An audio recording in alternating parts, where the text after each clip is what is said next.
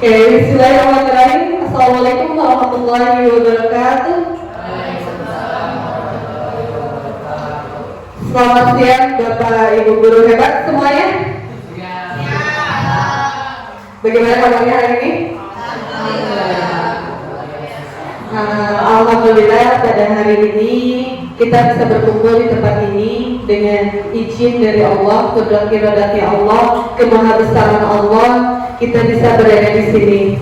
Mudah-mudahan kita berkumpul di tempat ini menjadi wasilah kita juga untuk bisa menuntut ilmu, bisa menambah pemahaman kita dengan nanti diseminasi yang akan disampaikan oleh peserta kita. Kemudian salawat serta salam mudah-mudahan tetap tercurah limpahkan kepada junjungan kita Habibana wa Nabiyana Muhammad Sallallahu Alaihi Wasallam, kepada sahabatnya, para tabi'in, dan mudah-mudahan sampai kepada kita selaku umatnya. Amin ya rabbal alamin. Bapak Ibu guru hebat, dan untuk acara yang pertama kita buka dengan bacaan basmalah bersama-sama. Bismillahirrahmanirrahim. Ya, Bapak Ibu guru hebat, untuk mempersiapkan waktu, mari kita mulai acara ini. Yang saya hormati Ibu Kepala Sekolah yang sudah mengizinkan untuk terlaksananya diseminasi ini. Kemudian terima kasih juga kepada Bapak Ibu guru hebat yang sudah berkenan hadir untuk menghadiri, menyaksikan dan belajar untuk memahami tentang diseminasi yang akan disampaikan rekan kami Ibu Nia Herlina. Adapun susunan acara yang akan terlaksana yaitu yang pertama ada pembukaan, kemudian menyanyikan lagu Indonesia Raya, penyampaian materi budaya positif, dan yang terakhir penutup. Untuk menghabiskan waktu, mari kita buka acara ini dengan bacaan basmalah bersama-sama. Bismillahirrahmanirrahim. Kita lanjutkan ke acara yang berikutnya, yaitu menyanyikan lagu Indonesia Raya. Hadirin dimohon berdiri. Kepada Ibu Novi, mohon kesediaannya untuk memimpin lagu Indonesia Raya.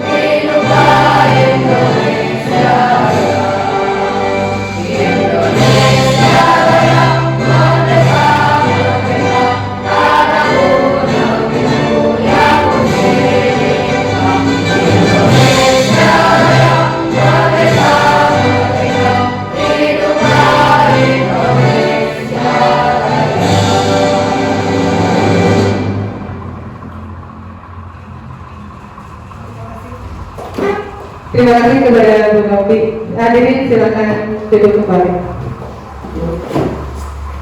Menginjak ke acara berikutnya, yaitu penyampaian destinasi yang akan disampaikan oleh rekan kami Ibu Nia Herlina SPDI. Beliau adalah guru wali kelas 1 dan sekarang menjadi calon guru penggerak angkatan 10. Insya Allah beliau akan menyampaikan tentang penyebaran pemahaman dan penerapan pengalaman budaya positif merupakan aksi nyata dari modul 1.4. Kepada Ibu Nia Herlina dipersilakan seluas-luasnya waktu di sana. Ya, terima kasih. Bismillahirrahmanirrahim. Assalamualaikum warahmatullahi wabarakatuh. Yang terhormat Kepala SD Negeri 3 Tanjung Mulia, yang saya hormati rekan-rekan guru dari SD Negeri 3 Tanjung Mulia, juga rekan-rekan guru dari sekolah yang lainnya. Untuk mukadimah saya ikut kepada moderator saja. Saya ucapkan terima kasih kepada moderator yang telah memberikan waktu dan kesempatannya kepada saya, dan juga saya mengucapkan terima kasih kepada teman-teman semuanya.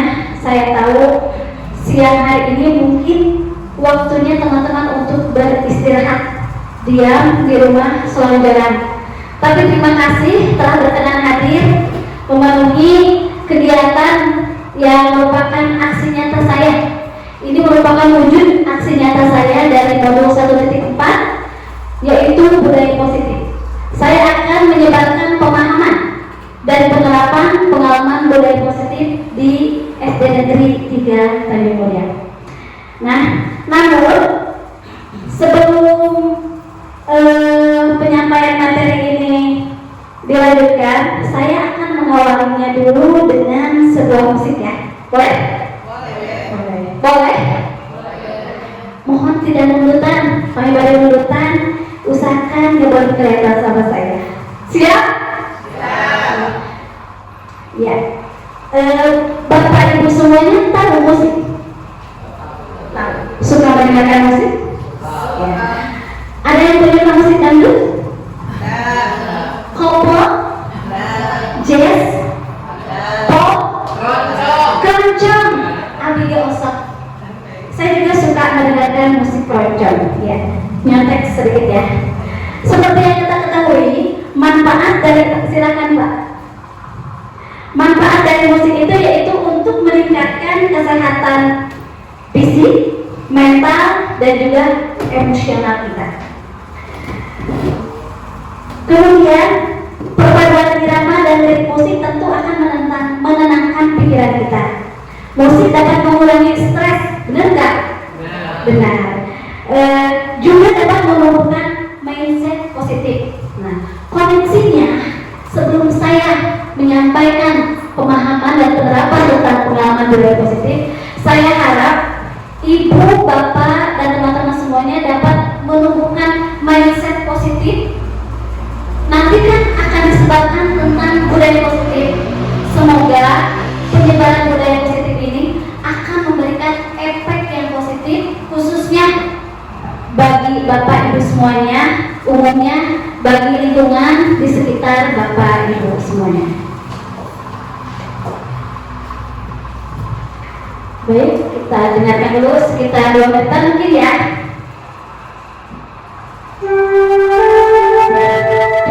Bapak ibu bisa menenangkan pikiran bapak ibu semuanya.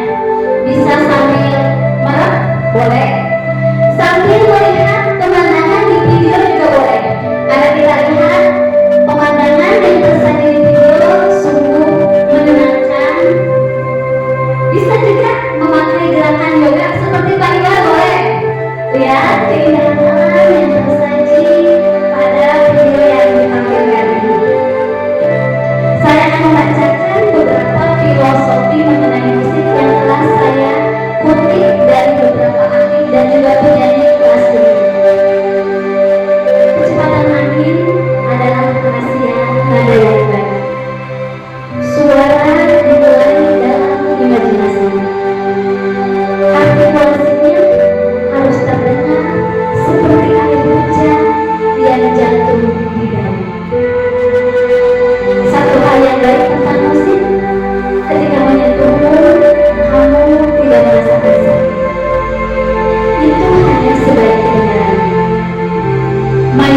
dengan telingamu, bukan dengan matamu. Musik adalah hukuman. Itu memberi jiwa ke alam semesta. Saya kepikiran terbang ke imajinasi, pesona, kegembiraan untuk hidup segalanya. Aku pikir musik itu sendiri menyebutkan. Itu adalah ekspresi kemanusiaan yang eksploratif. Itu adalah sesuatu yang membuat kita tersenyum. Tidak peduli dari budaya mana kita berasal, semua menyukai musik. Musik dapat mengubah dunia karena musik menyembuhkan orang. Musik mengungkapkan apa yang tidak bisa dikatakan dan mungkin untuk dia. Musik menyambut jiwa dari hidup kehidupan sehari-hari. Ketika kata-kata berhenti, musik dimulai. Musik adalah singkatan dari emosi. Aku tidak membuat musik untuk mata. Aku membuat musik untuk telinga. Setelah keheningan yang paling dekat, untuk mengekspresikan yang tak terlukiskan adalah musik. Setiap lagu seperti lukisan. Jika kamu ingin membuat musik yang indah, kamu harus memainkan nada hitam dan putih secara bersamaan. Musik yang bijak adalah mereka yang memainkan apa yang bisa mereka kuasai. Bapak Ibu semua, tolong kosongkan pikiran kalian semua. Berikan relaksasi kepada pikiran, jiwa raga dan tubuh Bapak Ibu semuanya. Semoga setelah kita mendengarkan musik ini, Bapak Ibu akan merasa bahagia.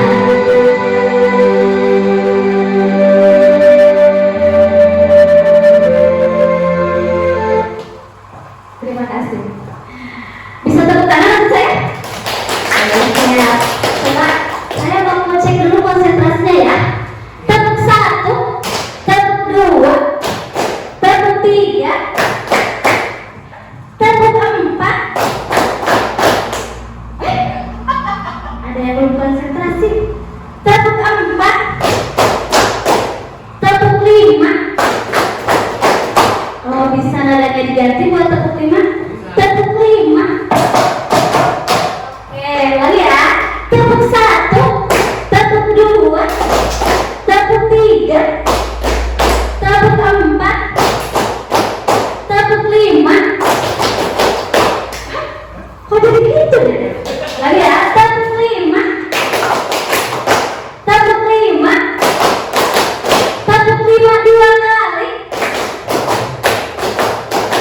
Ya, tepuk tangan untuk kita semuanya. Baiklah.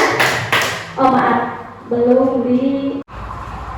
Nah, perkenalkan, saya adalah calon guru penggerak angkatan 10, Padian, merupakan kepala sekolah dari SD Sindang Mukti, adalah pengajar praktik saya, dan Pak Chan Hadi SPDMM merupakan fasilitator saya. Seperti yang Bapak Ibu guru hebat semuanya ketahui, bahwa pada kesempatan hari ini saya akan mencoba untuk menyebarkan pemahaman dan penerapan tentang budaya positif di sekolah. Tapi kita harus mengetahui dulu kaitannya dalam menerapkan budaya positif di sekolah dengan tujuan pendidikan. Saya mengutip tujuan pendidikan menurut Bapak Pendidikan kita, yaitu Ki Hajar Dewantara. Menurut Ki Hajar Dewantara, pendidikan adalah sesuatu yang menuntun segala kodrat yang ada pada murid agar mereka dapat mencapai keselamatan dan kebahagiaan yang setinggi-tingginya, baik sebagai manusia maupun anggota masyarakat. Oleh sebab itu, pendidik hanya dapat menuntun tubuh atau hidupnya kekuatan kodrat yang ada pada murid agar dapat memperbaiki lakunya. Nah, jadi kita harus mengingat dulu tujuan pendidikan sebelum kita menerapkan budaya positif pendidikan itu untuk menuntun kodrat anak ya, kodrat anak dan untuk memperbaiki lakunya. Kemudian selanjutnya yaitu budaya positif. Ini adalah hal yang akan kita kupas. Budaya positif. Budaya positif adalah suatu kebiasaan yang bernilai positif. Berarti bisa dikatakan adalah suatu kebiasaan yang baik. Kalau negatif itu cenderung ke jelek ya. Di dalamnya mengandung tujuan mulia dan nilai-nilai yang diyakini sehingga dapat menumbuhkan karakter baik murid atau peserta didik. Berkenaan dengan konsep inti dari budaya positif, ada 8 hal yang harus Bapak Ibu guru hebat semuanya pahami. Yang pertama, kita harus tahu dulu perubahan paradigma belajar. Kemudian disiplin positif, nilai-nilai kebajikan, dilanjutkan dengan kebutuhan dasar manusia, kemudian motivasi perilaku manusia, posisi kontrol guru, keyakinan kelas, dan penerapan segitiga restitusi dalam menyelesaikan kasus yang terjadi di kehidupan sehari-hari peserta didik. Yang pertama, yaitu perubahan paradigma belajar. Bagaimana perubahan paradigma belajar ini kaitannya dengan penerapan budaya positif di sekolah? Perubahan paradigma dalam belajar dirancang berdasarkan pembelajaran berdiferensiasi, yaitu pembelajaran yang disesuaikan dengan kebutuhan, karakteristik, minat, dan bakat peserta didik. Sehingga pembelajaran tentu akan dilakukan berbeda-beda untuk memenuhi kebutuhan peserta didik. Jadi kita nggak bisa sama nih memberikan pelajaran atau pendidikan kepada setiap anak, tetapi harus dilihat dulu karakteristiknya, kebutuhannya, bagaimana minat dan bakatnya anak. Kemudian, yaitu pembelajaran berdiferensiasi, yaitu proses pembelajaran yang dapat memenuhi kebutuhannya, yang nantinya diharapkan dapat membentuk karakter yang sesuai dengan profil pelajar Pancasila. Bapak Ibu hebat semuanya tahu ada berapa dimensi profil pelajar Pancasila? Nah, tosnya jelas. Udah kelihatan ya dari sini. Yang pertama, beriman bertakwa kepada Tuhan yang Maha Esa dan sip. Yang kedua, yang ketiga, yang keempat, yang kelima, yang keenam, berkebinekaan domba. Perubahan paradigma belajar ini diharapkan harus sesuai dengan selaras dengan tujuan pembelajaran menurut Ki Hajar Dewantara. Nah, koneksinya perubahan paradigma belajar sudah terlihat ya dengan penerapan budaya positif di sekolah harus selaras dengan tujuan pendidikan. Untuk poin yang kedua dalam mewujudkan budaya positif di sekolah yaitu disiplin positif. Ibu bapak hebat, saya mau tanya, ibu bapak hebat ini adalah orang-orang yang disiplin? Ya. Disiplin? Ya. Ya. Setengah disiplin ada? 100% disiplin. Oh, percaya diri sekali Pak Iwan, luar biasa. Bisa tepuk tangan buat Pak Iwan yang selalu disiplin. Coba yang lainnya yang kadang-kadang disiplin. Saya juga. Saya disiplinnya itu masih menyesuaikan dengan kebutuhan ya. Jadi sebenarnya agak malu nih mau menyampaikan penerapan budaya positif terkait dengan disiplin positif. Saya juga apa kabar? Aku mau apa tuh? Itu bedanya kalau menurut anak muda zaman sekarang. Tapi mudah-mudahan setelah kita tahu ilmu ini, kita dapat menerapkan dalam kehidupan. Disiplin positif. Apa itu disiplin? Disiplin berasal dari kata disiplina. Kalau kita mau baca sebenarnya menurut teks atau belajar, disiplin itu ternyata adalah belajar ya. Disiplin mengacu pada disiplin diri bertanggung jawab terhadap apa yang dilakukan berdasarkan nilai-nilai yang diyakini. Bapak, Ibu hebat semuanya datang ke sekolah tepat waktu karena untuk menerapkan nilai atau karena aturan atau karena malu sama teman-teman atau gimana? Kesadaran, keyakinan. Oh, karena Bapak 100% disiplin. Kalau yang kadang-kadang disiplin, kenapa? Kenapa budaya datang ke sekolah tepat waktu? Ibu moderator atau lain? Pak Najri, Pak datang ke sekolah tepat waktu. Malu sama teman, malu sama Pak Iwan yang suka disiplin tepat waktu. Nggak apa-apa, nggak apa-apa kita bermula dari seperti itu. Malu sama Tuhan, Masya Allah, semangat banget ya. Kalau kata Lunti. Nah, disiplin positif. Takut sama atasan, nggak apa-apa. Pak Yadi datang ke sekolah awalnya karena takut sama atasan. Siapa tahu setelah Pak Yadi mendengarkan ocehan saya mengenai disiplin positif, Jadi kebalik atasan yang takut. iya, jadi atasan yang takut sama Pak Yadi. Maaf ya, Bu Kepala ya. Disiplin positif, kaitannya dengan disiplin positif. Disiplin positif merupakan salah satu penerapan disiplin yang bertujuan untuk menumbuhkan kesadaran. Ingat ya, Kesadarannya gimana?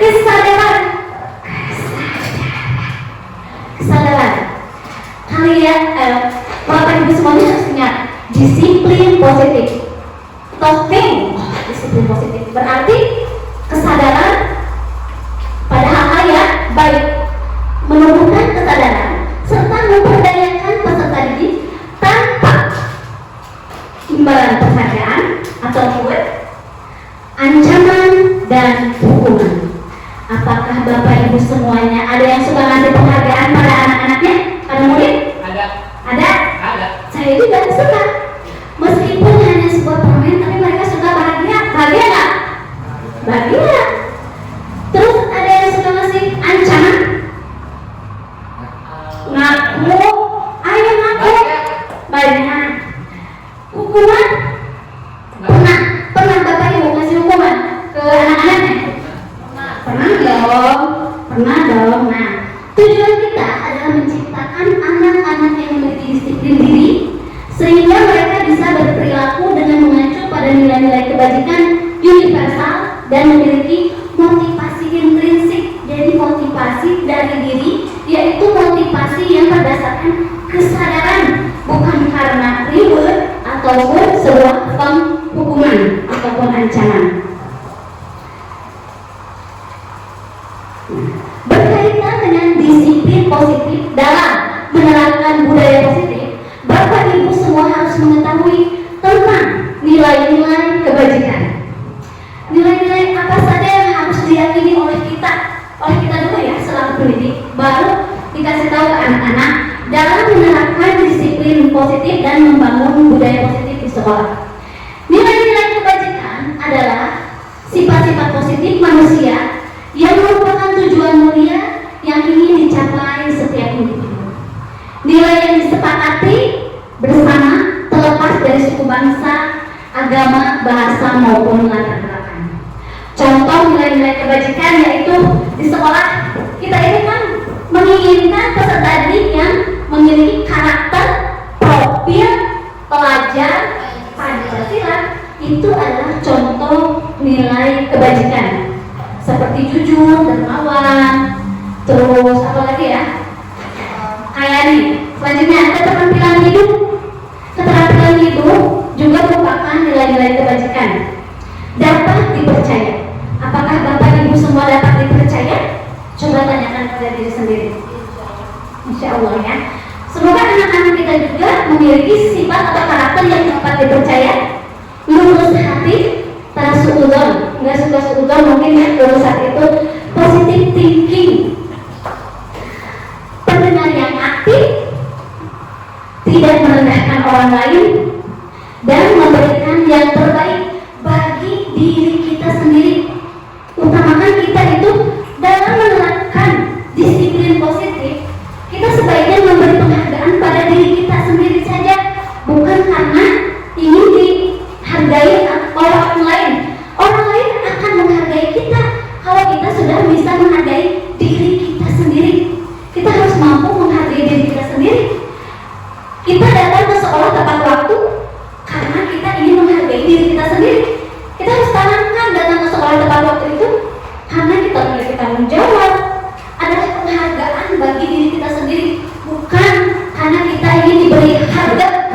oleh atasan kita.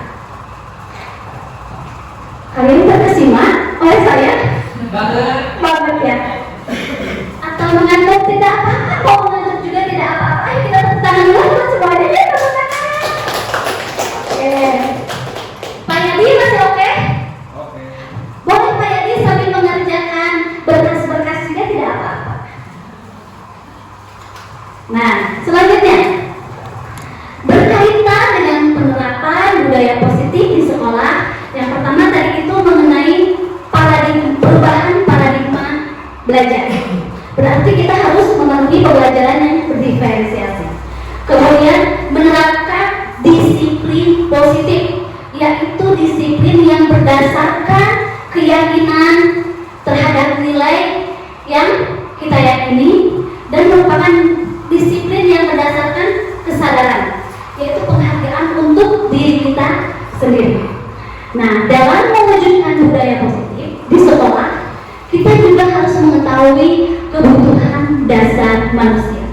Karena pada dasarnya, kebutuhan dasar manusia itu kalau tidak terpenuhi, maka seseorang itu akan melakukan penyimpangan.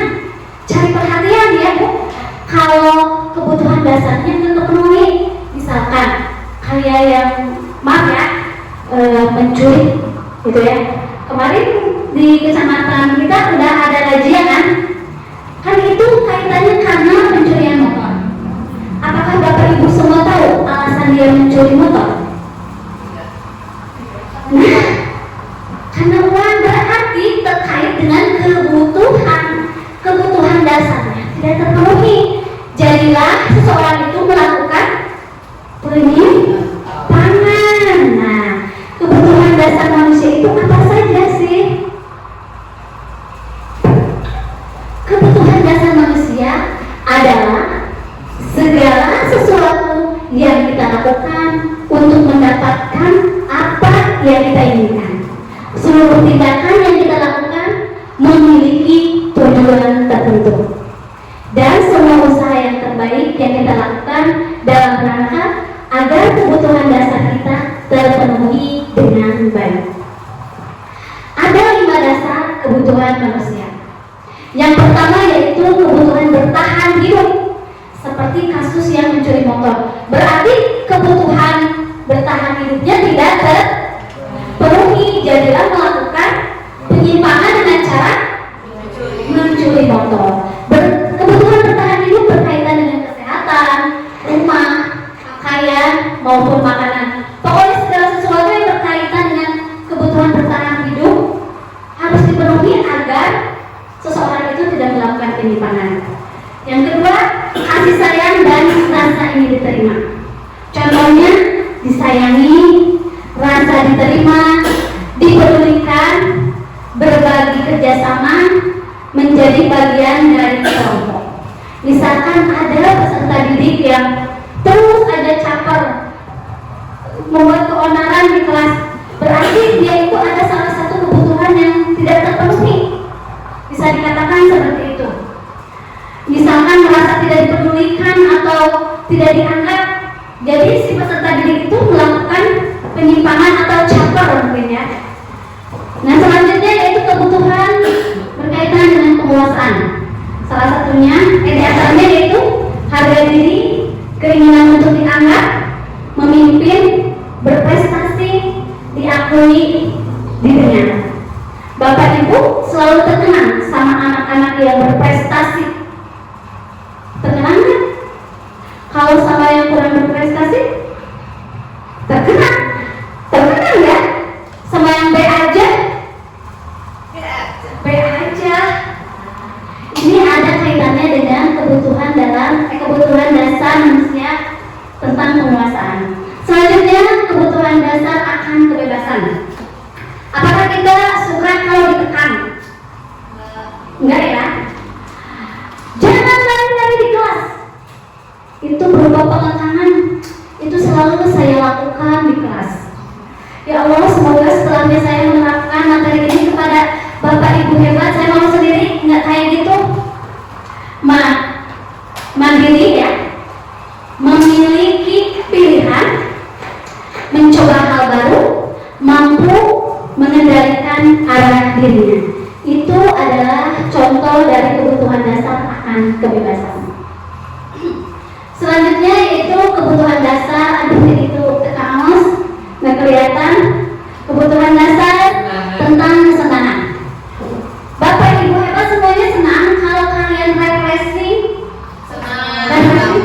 piknik, oke dong. Belanja ibu-ibu shopping, bapak menemani ibu-ibu shopping, senang. Pak Edi senang, Pak Iwan senang. Jenuh. Berarti kalau shopping bapak ibu berarti kebutuhan dasarnya tidak terpenuhi ya.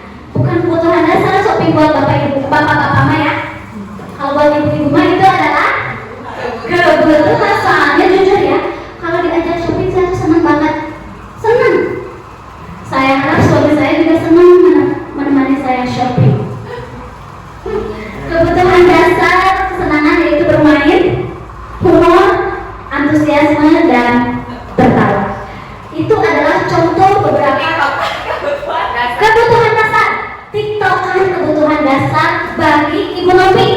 Benar Bu, Ibu harus memenuhi kebutuhan dasar itu berupa kesenangan Bu. Kalau Ibu tidak TikTokan dalam sehari, Ibu kan makin merasa gabut. Terus melakukan penyimpangan, bisa marah-marah ke anaknya, bisa Bu. Iya, penyimpangannya berupa marah-marah ke anaknya. Setelah TikTokan, bikin begini, ternyata Ibu Novi itu merasa stres. Berarti kebutuhan dasar akan kesenangannya sudah terpenuhi. Bisa nggak apa-apa Ibu lebih baik TikTokan dulu kalau sebelum masak. Bisa, cuman awas gosong Pak, ya. Tadi udah tentang kebutuhan dasar manusia. Selanjutnya tentang motivasi perilaku manusia. Kita harus mengetahui dasar atau motivasi manusia berperilaku dalam menerapkan budaya positif. Kita harus mengetahui motivasi anak-anak dalam menerapkan budaya positif di sekolah. Motivasi itu ada motivasi ekstrinsik dan ada motivasi intrinsik. Motivasi intrinsik itu jika seseorang berperilaku karena untuk menghindari ketidaknyamanan atau hukuman, kayak Pak Yadi tadi tuh, karena takut sama atasan. Itu motivasi apa? Iya, ekstrinsik atau eksternal. Iya. Karena Pak Yadi itu ternyata takut karena hukuman atau ketidaknyamanan. Siapa tahu dilirik sama Pak Iwan yang suka rajin. Pak Yadi kan memberi rasa tidak nyaman buat Pak Yadi. Jadilah Pak Yadi datang ke sekolah pagi-pagi atau tepat waktu karena merasa tidak nyaman oleh Pak Iwan dan disiplin 100%. Nah, juga karena untuk mendapatkan imbalan atau penghargaan dari orang lain. Misalkan datang ke sekolah nih karena biar bagus namanya atau biar sama bu kepala sekolahnya dianggap baik. Nah, itu juga merupakan motivasi ekstrinsik. Lalu bagaimana yang motivasi intrinsik itu? Kita harus ingat tadi tentang apa yang pertama itu ya, kebutuhan iya betul, perubahan paradigma dan nilai-nilai universal. Jadi kalau dalam motivasi intrinsik kita harus tahu dan meyakini nilai-nilai kebajikan. Dalam menerapkan motivasi intrinsik kita harus meyakini dulu biar nilai tersebut tertanam dalam diri kita. Motivasi intrinsik itu untuk menjadi orang yang mereka inginkan dan menghargai diri sendiri dengan nilai-nilai yang mereka percaya. Seperti yang saya katakan, jadi kita harus memberi penghargaan dulu kepada diri kita sendiri.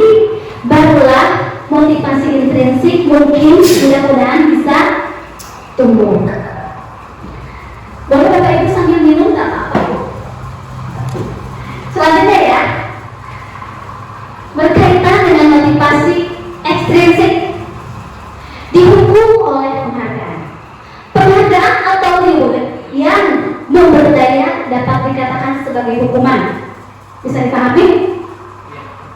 Ada yang bisa dipahami? Bisa ya? Bisa aja bisa. Bagaimana itu kalau riwayat yang memberdaya itu ternyata bisa dikatakan sebagai sebuah hukuman? Dalam jangka waktu tertentu, penghargaan akan memberikan dampak yang kurang baik. Nah, bagi Bapak Ibu yang suka memberi penghargaan secara terus-menerus, ternyata memberikan dampak yang kurang baik, yakni ketergantungan, bukan kemerdekaan, dan tentunya mematikan motivasi internal atau intrinsik seseorang. Jadi anak itu berperilaku baik karena dengan iming-iming hadiah ya, dengan iming-iming reward. Misalkan dari Pak Iwan nih datang ke kelas selalu ingin ke depan, selalu ingin mengerjakan tugas ke depan karena mendapatkan hadiah dari Pak Iwan. Kalau dilakukan secara kontinu, secara terus-menerus, ternyata dampaknya akan kurang baik. Ketika Pak Iwan tidak menyediakan hadiah, apakah anak tersebut akan mau ke depan? Akan mau mengerjakannya berdasarkan kesadarannya? Ada hadiah buat apa? Berarti itu menimbulkan, memberi dampak bahwa pemberian reward itu akan menyebabkan sesuatu yang tidak baik. Dan selain itu, penghargaan itu ternyata dapat merusak hubungan. Penghargaan menciptakan persaingan di dalam kelas, dan persaingan menciptakan kecemasan. Sedangkan tujuan pendidikan menurut Ki Hajar Dewantara itu untuk mencapai kebahagiaan yang setinggi-tingginya. Jadi anak itu harus bahagia ketika belajar. Kalau dilibatkan dengan kecemasan karena bersaing, karena takut tidak mendapatkan hadiah, berarti anak itu tidak bahagia di kelasnya. Seperti itu. Kemudian ketika seorang diberi penghargaan atau dipuji di depan orang banyak, maka yang lain akan merasa iri. Yang nggak disanjung nanti gigit jari. Kok dia terus sih yang dipuji? Jadilah timbul iri dengki dari si A ke si B, ke murid yang dipuji. Itu contoh dapat merusak hubungan. Siapa tahu orang dari kelas begitu langsung timbuli. Nah, itu merusak hubungan pertemanan antar mereka. Dan sebagian dari mereka akan tidak menyukai orang yang diberi penghargaan tersebut. Ya. Tapi kalau Bapak Ibu temannya dikasih penghargaan suka merasa sesuatu, Pak Iwan terus yang dipuji sama Bu Mantri, suka begitu Pak Yadi? Enggak ya? Ada bestingnya dong, Pak Yadi kan besting. Ya, jika guru sering memberi penghargaan kepada murid-muridnya, besar kemungkinan murid-muridnya termotivasi hanya untuk menyenangkan Pak Iwan, untuk menyenangkan gurunya. Mereka mau berbuat baik, mau mengerjakan tugas berlandaskan hadiah karena mau menyenangkan gurunya. Mereka tidak akan bersikap jujur kepada guru tersebut. Ya, ketika Ibu moderator Bu Devi tidak memberikan hadiah kepada muridnya, nanti si muridnya, Bu Devi sekarang ngasih hadiah, udah ngerjain tugas lagi ya. Jadi nggak nanya deh si anak sama Bu Devi. Berarti itu merusak hubungan. Bisa dipahami Bapak Ibu hebat semuanya? Tepuk tangan dong buat Ibu moderator. Gak nyambung ya? Gak apa-apa, biar kalian tetap melek digital. Lanjut. Mohon Bapak Ibu guru hebat semuanya bersabar.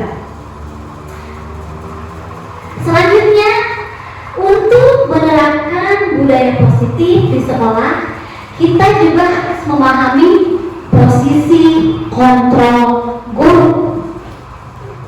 Apakah Bapak Ibu semuanya bisa mengontrol murid Bapak Ibu yang sebanyak 400 orang di sekolah itu sendirian? Apakah murid Pak Iwan di kelasnya berjumlah 40? Iya. Oh iya, Pak Iwan bisa mengontrol sesuai keinginan Pak Iwan? Bisa. Kita harus belajar sama Pak Iwan. Budaya bisa mengontrol keinginan murid sesuai keinginan budaya. Oh, ternyata kalian sangat percaya diri sekali ya, akan mampu mengontrol orang lain. Padahal, jeng, harus kalian pahami, harus Bapak Ibu semua pahami, bahwa kita itu tidak bisa mengontrol orang lain, ya. Guru itu tidak bisa mengontrol murid. Kita tidak bisa menginginkan murid seperti apa yang kita inginkan, karena murid itu memiliki keinginan dan juga ingin bebas gitulah, bebas punya pemikirannya sendiri. Jadi lebih baik kita sebagai guru itu menuntunnya agar apa yang murid-murid kita inginkan sejalan dengan budaya positif yang akan kita terapkan di sekolah. Kita tidak bisa nih, kamu harus begini, si B harus begini, nggak bisa. Yang mampu mengontrol orang lain adalah si A sendiri, ya. Nggak bisa sama kita diatur sedemikian rupa, nggak bisa. Pak Nadri mau diatur? Tidak. Oh tidak. Ya, Pak Iwan ternyata yang sangat bersemangat. Mari kita lihat tentang stimulus respon dan teori kontrol. Baik, Bapak Ibu hebat semuanya, kita lihat dulu pada tabel depan ya, mengenai stimulus respon dan perbandingannya itu teori kontrol. Realitas kebutuhan kita sama, padahal kebutuhan kita itu berbeda ya. Semua orang melihat hal yang sama. Ternyata semua orang memiliki gambaran yang berbeda. Nggak bisa disamain, nggak bisa kita anggap sama pemikiran sama kebutuhan seseorang itu.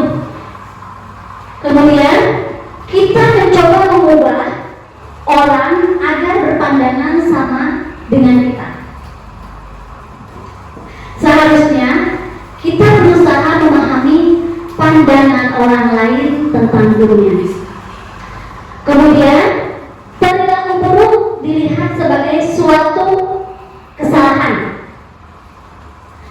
Ternyata semua perilaku itu memiliki tujuan, bisa dikaitkan dengan kebutuhan dasar manusia.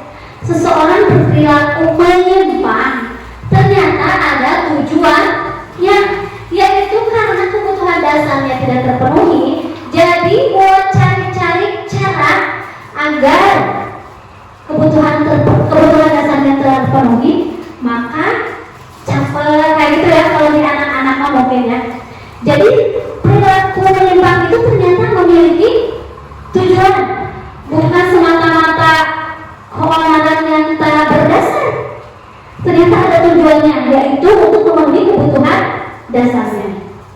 Orang lain bisa mengontrol saya, padahal hanya diri kita sendiri yang bisa mengontrol diri kita. Kita dengan begitu percaya dirinya mampu mengontrol peserta didik agar sesuai dengan keinginan kita. Padahal yang mengontrol peserta didik itu adalah dirinya sendiri. Saya bisa mengontrol orang lain, padahal Anda tidak bisa mengontrol orang lain. Pemaksaan ada pada saat bujukan gagal. Padahal kolaborasi dan konsensus menciptakan pilihan-pilihan baru. Jadi harus dialihkan pada pilihan-pilihan baru ya. Jangan karena udah gagal memujuk, udah aja, tapi harus dialihkan agar perilakunya positif. Selanjutnya, model berpikir menang atau kalah. Dalam teori kontrol, model berpikir itu menang, dan menang. Jadi bisa dipahami bahwa kita nggak bisa mengontrol orang lain? Bisa ya. Yang bisa mengontrolnya itu hanya diri kita sendiri.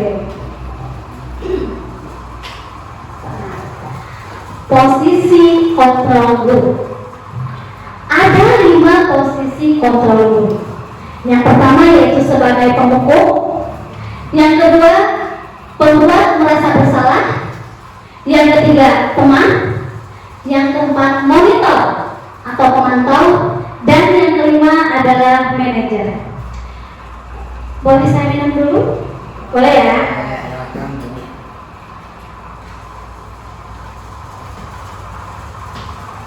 Ternyata capek ya, Ibu moderator kan udah ya melakukan diseminasi. Capek nggak Bu? Capek sekali. Kita kalau udah ya. Dari mana? Apaan sih ya? Berarti harus segera dipenuhi kebutuhan dasar Pak Iwan itu. Itu berkaitan dengan kebutuhan dasar apa ya Bu? Bertahan hidup. Oh kesenangan ya? Bertahan hidup ya? Bertahan hidup. Baik, boleh silakan minum dulu, makan dulu. Masih ada kan snack boxnya? Habis Bu. Habis? Siap, nanti kita tambah. Riwet dulu. Enggak, kamu pas memenuhi kebutuhan, bukan reward. Kalau reward yang maju ke depan akan ibu kasih hadiah. Yang pertama yaitu, boleh dilanjut? Boleh sambil makan minum, nggak apa-apa. Yang pertama sebagai penghukum. Seorang penghukum bisa menggunakan hukuman fisik maupun verbal. Orang-orang yang menjalankan posisi penghukum senantiasa mengatakan bahwa sekolah memerlukan sistem atau alat yang dapat lebih menekan peserta didik lebih dalam lagi. Jadi diktator mungkin ya. Guru-guru yang menerapkan posisi sebagai penghukum akan berkata, kalau guru sebagai penghukum itu lebih tegas, terus kesannya itu menakutkan, akan berkata patuhi aturan saya atau awas. Jadi matanya itu bisa sambil melotot, itu bisa menyebabkan ketakutan pada peserta didik. Kamu selalu saja salah. Itu kan bernada gemas gitu kan. Kalau di Sunda, kalau di daerah kita di Tanjung Mulia gregetan ya. Bu Novi suka gregetan? Sering ya. Kan anak-anak Bu Novi padahal udah kelas 6 Bu. Gimana Bu? Mungkin enggak gregetan kayak saya tuh ke kelas 1. Anak-anaknya kalau baik. Oh gitu. Oh gitu. Kirain kalau iya. Oh berarti kalau kelas 6 mau wali kelasnya bermain ada. Kalau saya kelas 1 bermain dua kirain kalau anak-anak kelas 6 itu udah nggak usah di udah baik gitu. Main mata nggak apa-apa. Nanti nggak apa-apa berawal dari main mata nanti bisa menerapkan budaya positif ya. Siap. Kemudian selalu pasti selalu yang baru, selalu terakhir yang selesai. Jadi kayak gitu lah, kayak menimbul kegel gitu ya. Iya, rudet kalau kata orang daerah rasanya. Rudet, nah gitu. Lagi yang terakhir teh, CX lagi. Saya sudah begitu Bu. Di kelas 1 ada yang nulis dari pagi jam 7:30 sampai jam 9:30. Tugas pertama belum selesai. Bayangkan sama Bapak Ibu semuanya. Gimana? Apakah bahagia? Atau gregetan? Ternyata saya sebelum memenuhi kebutuhan dasar peserta didik, saya harus mampu memenuhi kebutuhan dasar saya yaitu sabar dan sabar, menang dan menang ya. Guru seperti ini senantiasa percaya hanya ada satu cara agar pembelajaran bisa berhasil, yaitu dengan cara yang guru itu yakini. Jadi terkesan kayak pemimpin siapa itu ya? Yang di Italia itu? Oh, nggak tahu. Saya juga lupa. Ya, lewatnya apa? Sahanya ya. Pak Iwan paling curiga. Gak apa-apa. Soalnya kan Pak, pembuat merasa bersalah. Lihat ekspresinya. Sedih ya? Kayak ibu. Kayak ibu. Nah, emang saya sedih kan? Berontak. Tersipu malu. Nah, posisi ini biasanya dulu akan bersifat lemah lembut, ya. Membuat orang merasa bersalah akan menggunakan keheningan yang membuat orang lain merasa tidak nyaman, bersalah, dan rendah diri. Bukan rendah hati, beda ya. Rendah hati sama rendah diri itu beda. Kata-kata yang keluar akan dengan lembut, kayak yang gak menyalah, kayak yang baik gitu ya, padahal menyalahkan gitu. Ibu sangat kecewa sekali dengan kamu, kayak yang baik gitu ya, padahal udah jatuh tertimpa tangga, yang ngerasa sama anaknya itu udah kesianan sama gurunya gitu ya, sampai dikusuk tapi nggak bisa teras. Selanjutnya, berapa kali Bapak harus memberitahu kamu? Bukan kayak yang sayang sama kita, tapi kata-katanya itu loh, aduh kita terasa gitu ya. Gimana coba kalau orang tua kamu tahu kamu berbuat begini? Jadi kan kita itu yang udah masalah diingatkan kesalahan pada orang tua, udah semakin nyungsep, ngebalesak gitu ya. Nah, di posisi ini peserta didik akan memiliki penilaian yang buruk tentang diri mereka sendiri. Oh, iya ya. Gimana dong? Gimana kalau tidak sampai stres gitu ya, memikirkan kesalahan tersebut? Kalau kita terus-terusan menjudge anak, membuat anak merasa bersalah. Peserta didik merasa tidak berharga. Ini kan merasa tidak berharga dan telah mengecewakan orang yang disayanginya. Sehari dua hari mungkin saya nggak mau mengecewakan, besoknya lupa lagi, gitu lagi. Ternyata ini kurang begitu cocok ya kalau guru menerapkan dirinya sebagai pembuat merasa bersalah. Selanjutnya yaitu sebagai teman. Nah, coba kita lihat posisi kita sebagai teman, posisi kita sebagai guru jika menempatkan diri sebagai teman.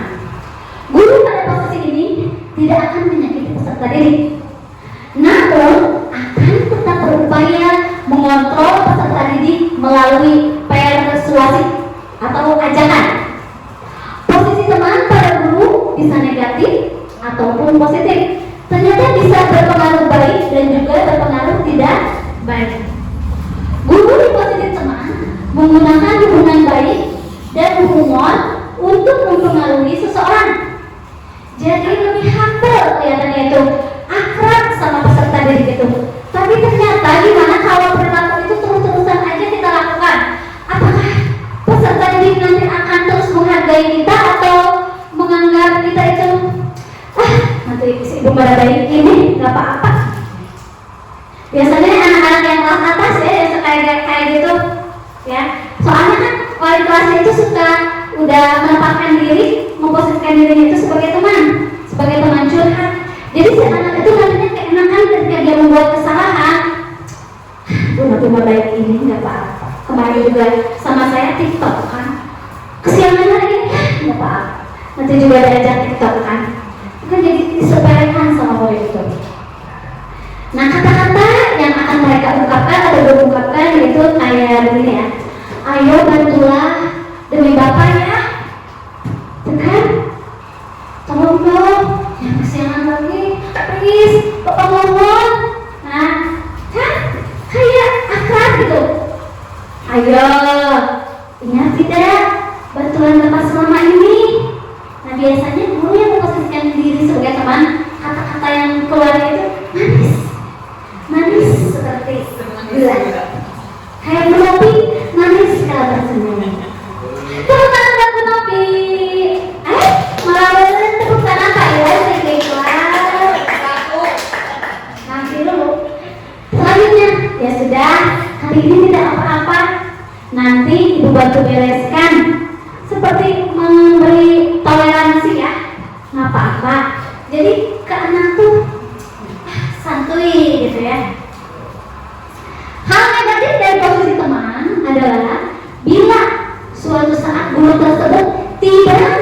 peserta didik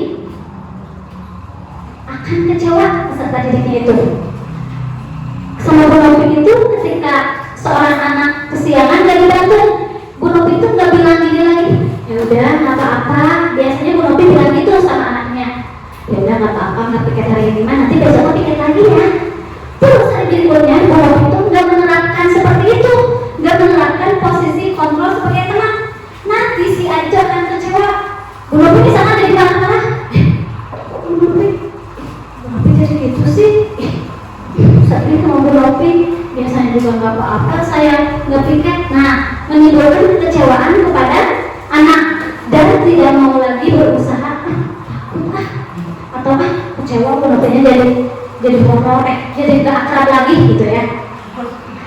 Hal lain yang mungkin timbul adalah peserta didik hanya akan bertindak untuk guru tertentu, ya, dan tidak untuk guru lain. Misalkan, maaf ya, Bu Novi sama Bu moderator maaf nih. Misalkan, Bu Novi kan hambal sama itu bestia sama anak-anak tuh, anak-anak senang, ya. Tapi Bu Devi itu selalu menerapkan posisinya nggak seperti teman. Nah, kecenderungan anak nanti maunya kalau dia itu hanya sama Bu Novi, tapi nggak mau nurut sama Bu Devi karena Bu Novi itu menerapkan posisinya sebagai teman, sedangkan Ibu Devi, Ibu moderator nggak menerapkan dirinya sebagai teman, sebagai posisi yang lain. Jadi terkesan memilah-milah gitu anak itu, seperti itu. Sampai di sini ada yang mau ditanyakan? Tidak, terima kasih. Nggak apa-apa, saya nggak siap menjawab. Posisi pemantau berdasarkan pada peraturan-peraturan. Jadi, jika kita sebagai guru menempatkan diri sebagai posisi pemantau, maka akan mengaitkan segala sesuatu itu dengan aturan. Kayaknya seseorang yang menempatkan dirinya sebagai posisi pemantau, kayaknya harus sudah hafal tuh aturan dari A sampai Z.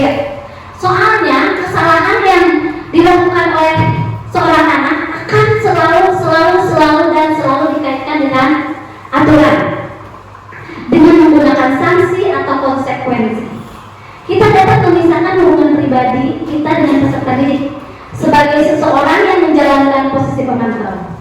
Nah, biasanya pertanyaan yang diajukan oleh guru yang menerapkan dirinya atau memposisikan dirinya sebagai pemantau yaitu peraturannya apa coba?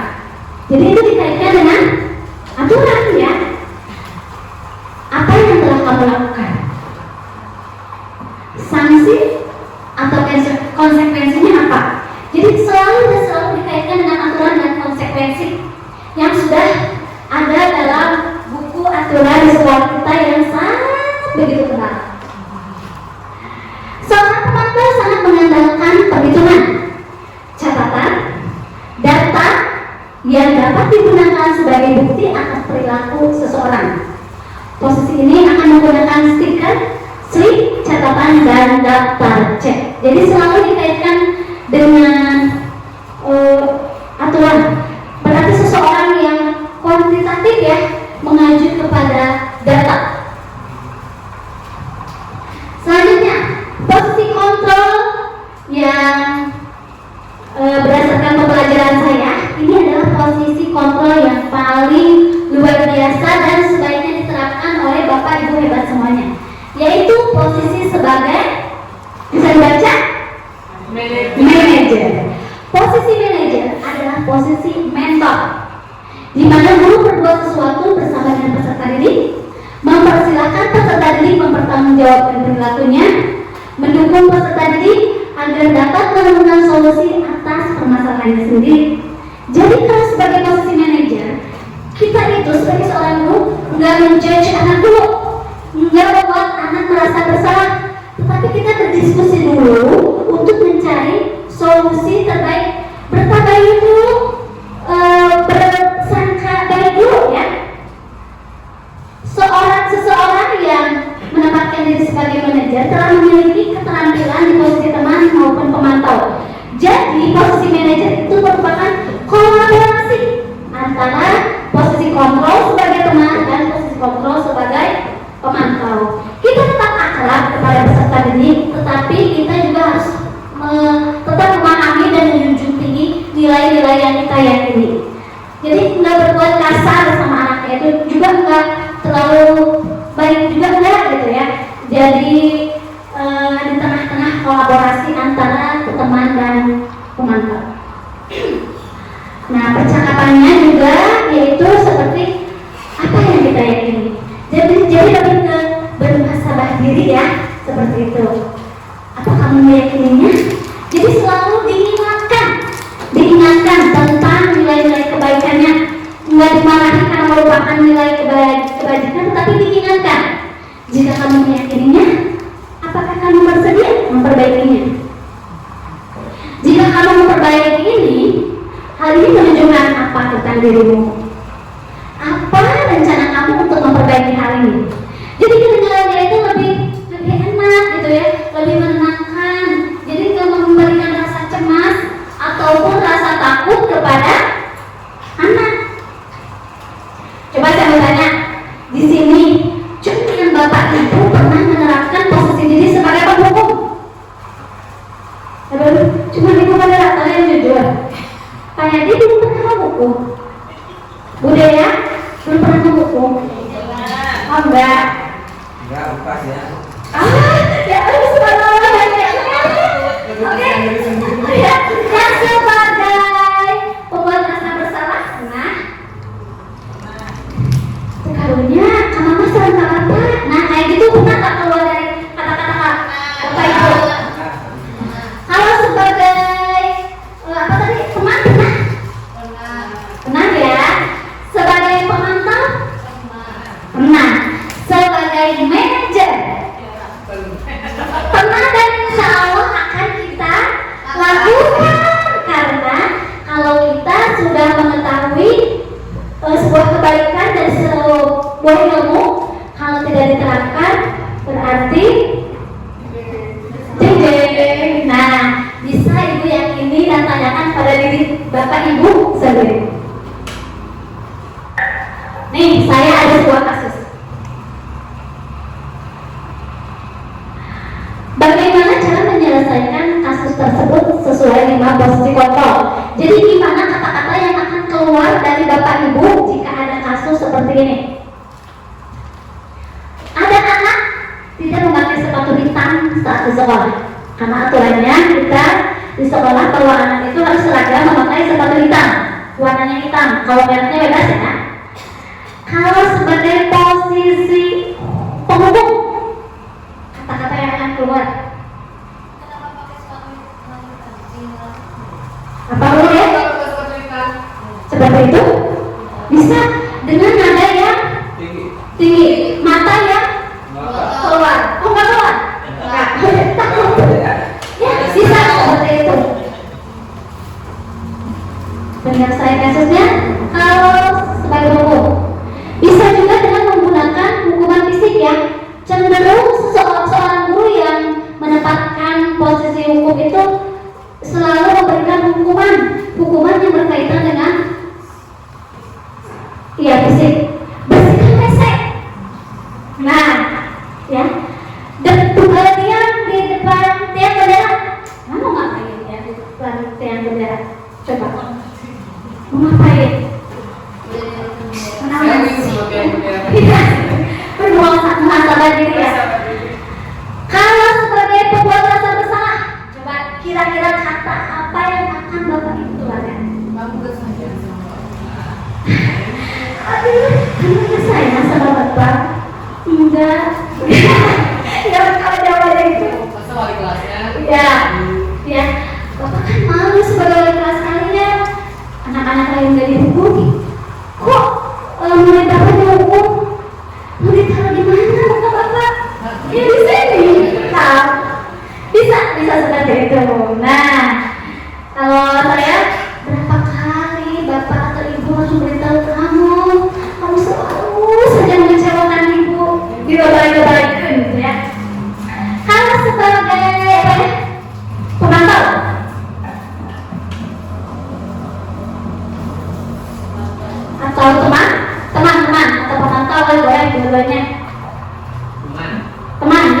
Iwan kalau sebagai teman?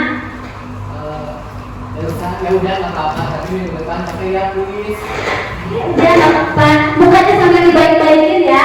Padahal dalam hati Pak Iwan itu, ya gitu, dibaik-baikin, manis-maniskan. Baik, kita lihat sebagai teman. Ayo dong, nah juga baik-baik kan? Ayo dong, ikuti aturan sekolah. Tolong bantu bapak atau ibu ya, sekali ini saja. Nah, biasanya keluarnya itu kata-kata seperti itu.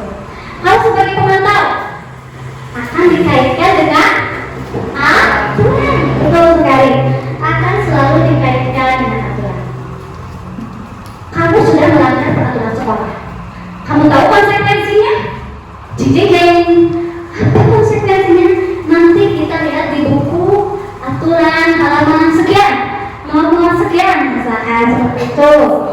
Kalau sebagai manajer, ayo, yang bisa apa akan kita terapkan. Jadi kalau ada anak-anak yang tidak memakai sepatu hitam, insya Allah Pak Yadi akan berkata, kalau sebagai manajer, apa ya? Di sini dulu nah, biasa kamu bawa sepatu bisa, Iya. sepatu yang kamu kemana? Ya, Kira-kira kamu melanggar peraturan tidak? very good, very nice, tepuk tangan Bapak Iwan. Betul sekali ya. Jadi kita itu nggak langsung menjudge anak. Pasti anak itu punya alasan kenapa dia nggak pakai sepatu hitam. Jangan langsung dimarahin, apalagi kalau di lapangan 5 petangan, apalagi seperti itu. Atau memberikan dia perasaan merasa bersalah, ya. Betul sekali apa yang sudah dikatakan tadi Pak Iwan. Pak Iwan, nanti mau diterapkan kan? Selalu aku sudah. Itu tepuk tangan lagi buat Pak Iwan. Yang ikhlas, nanti Bapak Ibu yang lainnya bisa menuruti ya, mengikuti apa yang telah dilakukan dan diterapkan oleh Pak Iwan di kelasnya. Ternyata alhamdulillah di sini ada teman kita yang sudah menempatkan dirinya sebagai posisi manajer. Ya, manajer keuangan. Selanjutnya, berkaitan dengan mewujudkan budaya positif, yaitu kita harus membuat keyakinan sekolah atau kelas.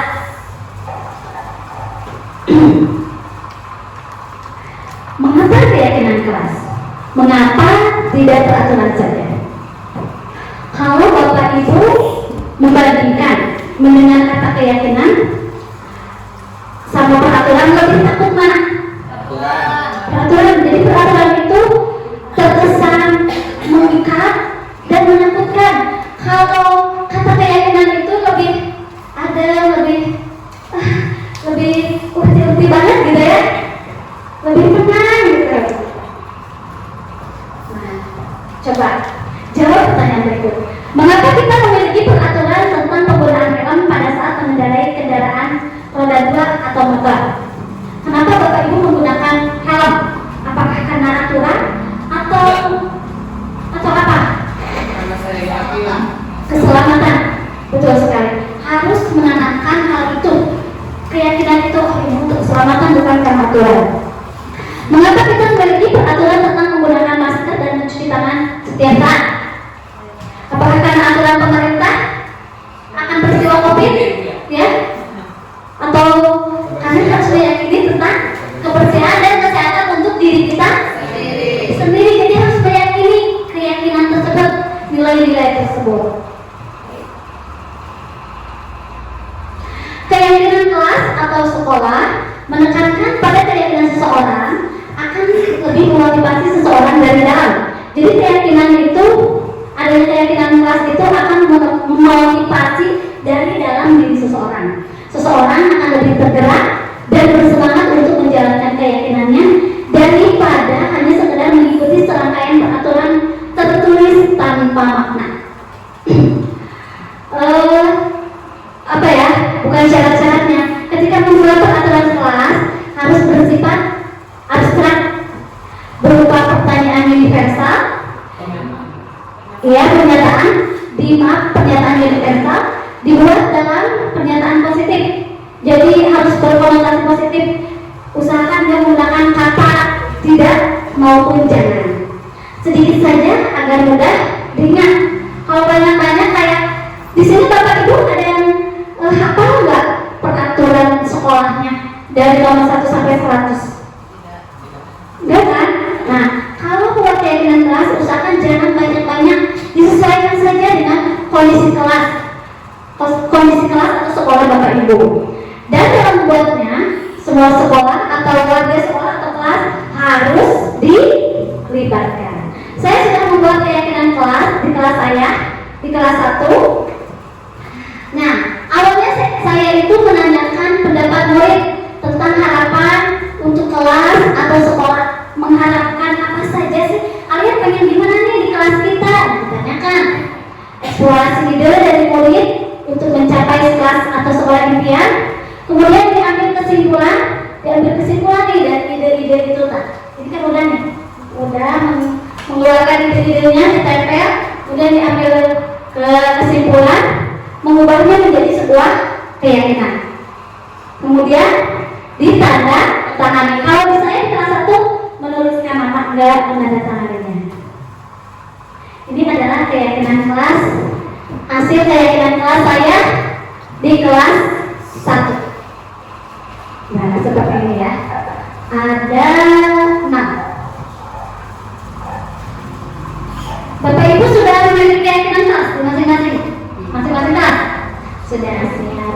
Apakah keyakinan itu diyakini oleh anak-anak muridnya? Insya Allah, semoga ya. Baik, selanjutnya yaitu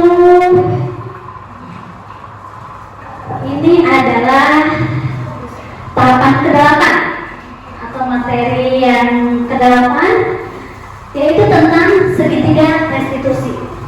Dalam mewujudkan budaya positif di sekolah, kita juga harus menerapkan segitiga restitusi dalam menyelesaikan sebuah kasus ya. Jika ada sebuah kasus terjadi, misalkan gini nih, seseorang melakukan penyimpangan, berarti kebutuhan dasarnya tidak terpenuhi. Jadilah sebuah kasus. Dalam menyelesaikannya, kalau kita memposisikan diri sebagai manajer, maka kita akan menyelesaikan kasus tersebut dengan menggunakan pendekatan segitiga restitusi. Apa saja tahapan-tahapannya?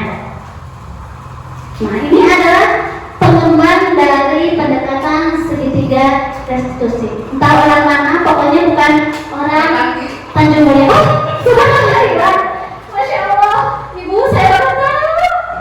Oh, yang ini, yang ini, Oh, itu sana, masya Allah, salam ya, salam sama apa itu namanya? Siapa namanya coba? Sama siapa? Oh, itu Wak. Salam ya buat beliau. Terima kasih atas ilmu yang sudah ditemukannya, yaitu berupa pendekatan segitiga restitusi. Sangat bermanfaat sekali. Semoga menjadi ilmu jariah buat Wak. Tepuk tangan lagi buat Pak Iwan. Ya ampun, Pak Iwan unggul sekali. Subhanallah teman-teman, keren. Selain keharsisannya dan kepercayaan dirinya yang luar biasa, ternyata Allah menganugerahkan sesuatu yang sangat baik kepada Pak Iwan itu. Ini kan? Oh, ya. Baiklah, apa itu segitiga restitusi? Suatu proses menciptakan kondisi bagi murid untuk memperbaiki kesalahannya melalui dialog yang dijalankan oleh guru atau orang tua akan dapat menghasilkan murid yang mandiri dan bertanggung jawab dan lebih kuat ketika kembali kepada kelompoknya. Jadi diharapkan dengan penerapan segitiga restitusi bahwa anak tersebut nanti akan mandiri dan bertanggung jawab. Tahapan segitiga restitusi ini tuh layarnya bulat, jadinya kelihatannya gitu. Kalau bisa oke aja ya. Tahapan restitusi yang pertama, menstabilkan identitas. Di bawah ya, menstabilkan identitas. Kelihatan Pak Yadi, kelihatan Pak Yadi soalnya minus berapa itu tebal sekali.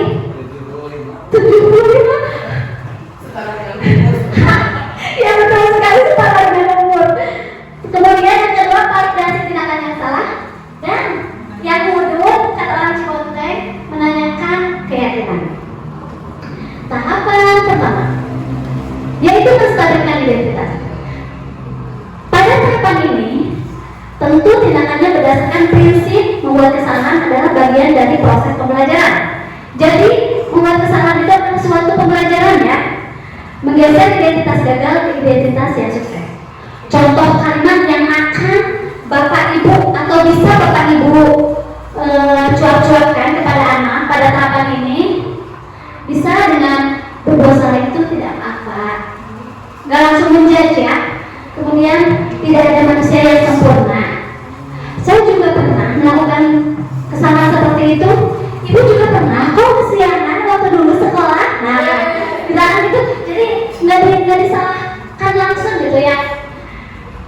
Bapak Ibu tidak tertarik mencari siapa yang salah, tapi Bapak ingin mencari solusi dari permasalahan ini. Jadi nggak langsung menyalahkan. Kamu berhak merasa begitu. Apa kamu sedang menjadi teman yang baik buat dirimu sendiri? Nah, jadi ini adalah proses kita mencari tahu kebutuhan dasar anak yang mana yang enggak terpenuhi. Selanjutnya yaitu pada tahapan validasi tindakan yang salah, merupakan upaya untuk membantu siswa mengidentifikasi kebutuhan dasar yang mendasari mereka melakukan kesalahan. Guru akan bergeser dari pemikiran stimulus respon menjadi proaktif. Kata-kata yang keluar biasanya, padahal kamu bisa melakukan yang lebih buruk dari ini ya. Kayak waktu saya nih, untung saja kamu cuma mengebrak meja, tidak sampai berkelahi. Pernah ada di kelas saya yang kayak gitu. Saya bilang, untung aja cuma mengebrak meja. Coba kalau sampai mejanya dibanting dan menyakiti orang lain, menyakiti teman kamu. Nah, itu adalah proses validasi tindakan kesalahan, ya. Tindakan yang salah masih ada untung, gitu ya. Kamu pasti punya alasan mengapa kamu melakukan hal ini. Kamu patut berbangga diri pada dirimu sendiri karena kamu telah melindungi sesuatu yang penting buat kamu. Jadi, pasti ada alasannya, gitu ya, dia berbuat seperti itu karena untuk melindungi dirinya sendiri. Kamu boleh mempertahankan sikap itu, tapi kamu harus menambah sikap yang baru, yaitu dengan sikap yang lebih baik. Baiklah, next. Ini adalah tahapan akhir.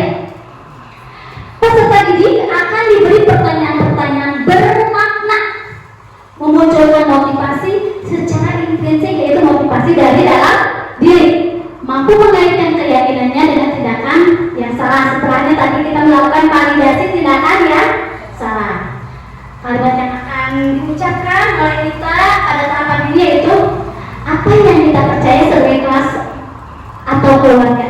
Misalkan untuk keyakinan kelas yang ada di kelas atau untuk yang ada keyakinan keluarga, keyakinan nilai-nilai di keluarga. Apa nilai-nilai umum yang telah kita sepakati? Atau apa bayangan kita tentang kelas yang ideal? Bisa juga kamu mau jadi orang seperti apa? Jadi ditanyakan lagi keyakinan yang telah disepakati, ya. Ditanyakan. Jadi kata saya juga, kalau menerapkan segitiga institusi itu banyak bertabayun dan bermuhasabah diri, ya. Seperti itu. Ini saya memiliki contoh kasus.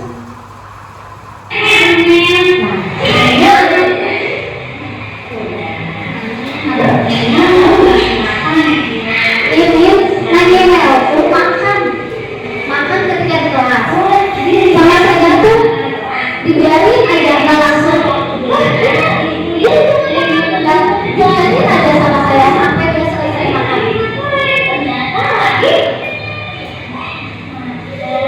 kalau makan di kelas dan pembelajaran itu pembelajarannya santai dan terus makan di kelas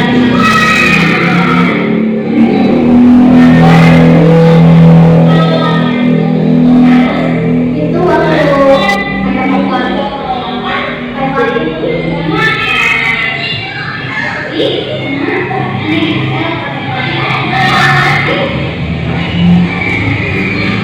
makannya sedikit, menambah sedikit. Oh, bangunnya siangan, pasti tidurnya malam-malam ya. Dan berapa tidur? Jam 10.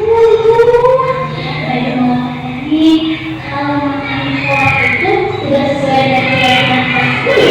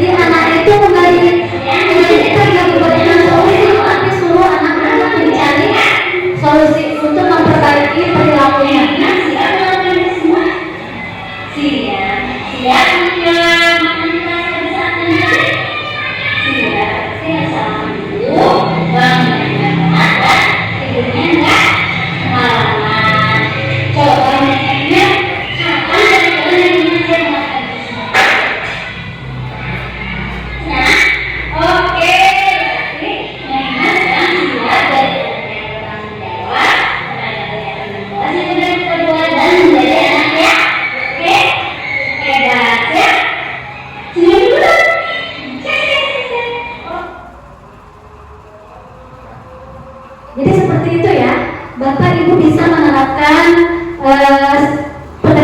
pendekatan segitiga restitusi dalam menyelesaikan kasus. Alhamdulillah, 8 tahapan telah kita lewati bersama. Setelah naik dan turun gunung dari 1 sampai 8 ya. Terima kasih ya atas perhatian Bapak Ibu guru semuanya. Sebagai penutup, saya akan membacakannya. Dalam penerapan budaya positif, hendaknya guru memiliki kompetensi kepribadian, profesional, dan sosial yang baik, di mana guru mampu merefleksi dirinya dalam posisi kontrol saat ini. Bagaimana perjalanan dirinya sebagai among atau manajer yang menuntun muridnya menjadi insan yang mandiri, merdeka, dan bertanggung jawab. Hal ini berdasarkan standar pendidikan nasional. Alhamdulillah juga sudah terdengar pemandangan azan ya. Terima kasih. Ada yang ditanyakan? Bisa lewat chat saja ya. Ya, siap. Baik, terima kasih atas perhatian Bapak Ibu hebat semuanya. Ada sebuah quotes ya. Tidak perlu menjadi hebat untuk memulai, tetapi kita perlu memulai untuk menjadi hebat. Akhirnya, wassalamualaikum warahmatullahi wabarakatuh. Masya Allah sekali, luar biasa sekali pemaparan dari presenter kita, Ibu Nia Herlina. Terima kasih Ibu telah berbagi pemahaman dan pengalamannya ya tentang keyakinan kelas tadi. Mudah-mudahan kita semua bisa menerapkannya juga di kelas kita, di sekolah kita, sehingga budaya positif bisa terlaksana, bisa terwujud di sekolah kita semua. Amin ya rabbal alamin. Ya, karena sudah terdengar adzan. Kita tutup dengan bacaan hamdalah bersama-sama. Alhamdulillahirabbil alamin, dan doa kifaratul majlis. Subhanaka Allahumma wa bihamdika asyhadu an la ilaha illa anta astaghfiruka wa atubu ilaik. Saya sebagai moderator mohon undur diri. Wassalamualaikum warahmatullahi wabarakatuh.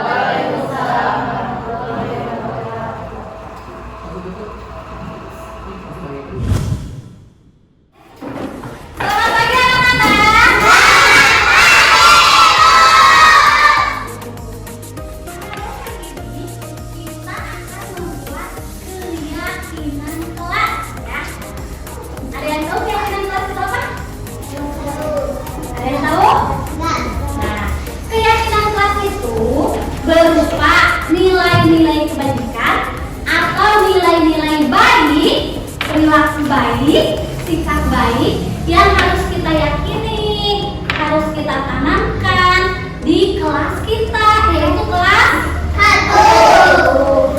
Nah, nanti nilai-nilai tersebut harus kalian jalankan agar kelas kita menjadi kelas yang aman, tertib, dan juga nyaman ya.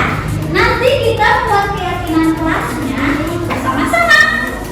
Kalian akan diberi kesempatan untuk mengungkapkan nilai apa saja yang ingin kalian ada di kelas ini.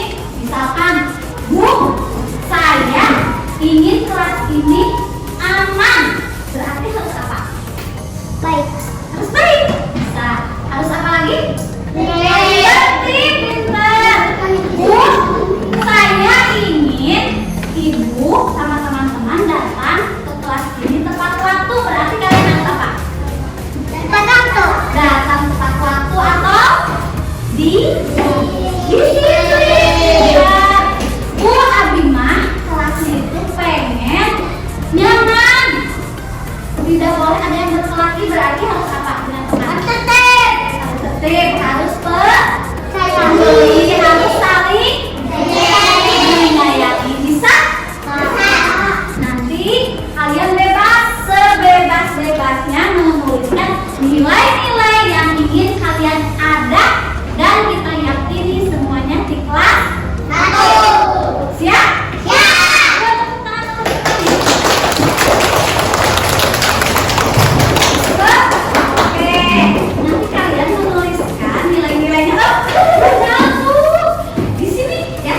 Ibu bagi satu-satu. Bebas menuliskan nilai-nilai yang ingin kalian ada di kelas ini. Siap? Siap. Sudah kalian menulis, nanti kalian tempel semuanya di sini. Nanti pilah-pilah, siapa tahu ada yang sama. Nanti kita pilih nilai apa saja yang akan ada di kelas 1. Oke.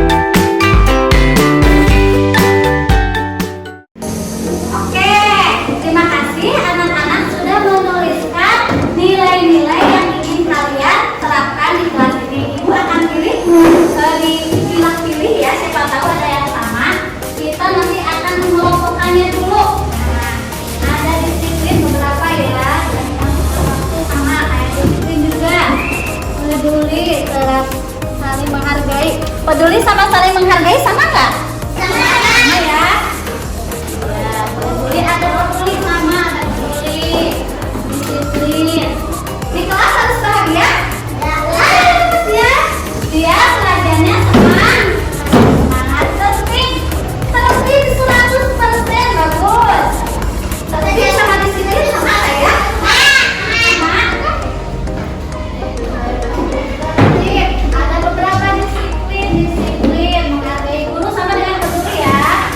Peduli kepada semuanya. Udah pilih-pilih, ternyata ada beberapa yang salah. Sisanya berapa ya ini? Ada berapa? Hitung.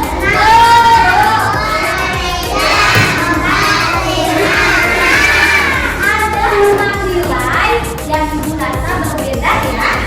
Yang pertama ada disiplin. Setuju kalau kelas kita disiplin? Setuju. Bahagia. Setuju? Setuju. Tertib. Haruskah kelas kita tertib? Harus. Budayakan 5S. Pelajaran kelas 1 ya, 5S itu apa saja?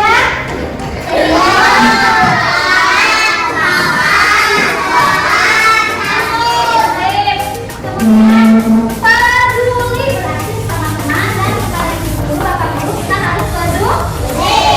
Nilai itu ada di kelas kita? Yang terakhir, terapkan 4 kata sakti. Apa saja ya? Permisi, setuju kalian nilai-nilainya ada di kelas kita? Dalam suatu keyakinan kelas itu, usahakan kalimatnya harus positif. Kayak menjaga, apa lagi? Ada yang lewat nih. Menjaga kebersihan ya. Ini ada nih, ada yang menjaga kebersihan tapi kuliah belum ada di kelas kita menjaga kebersihan. Nanti menjaga kebersihan kita tambahkan ya. Di sini jadi ada berapa ya? Itu sumbangan dari ibu ya. Nanti harus ada di sini menjaga kebersihan. Kebersihan harus ada ya.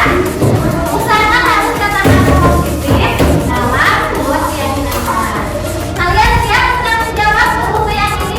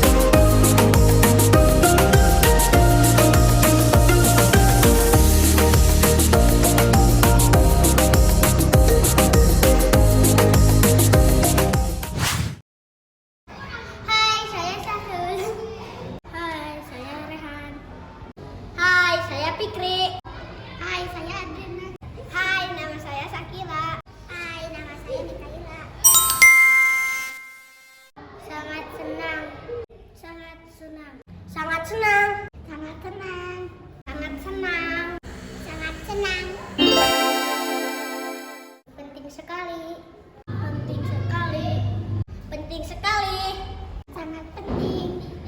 Sangat penting. Sangat penting. Agar disiplin. Biar kelasnya nyaman. Agar sekolahnya senang. Supaya tertib. Agar disiplin. Biar jadi anak yang baik.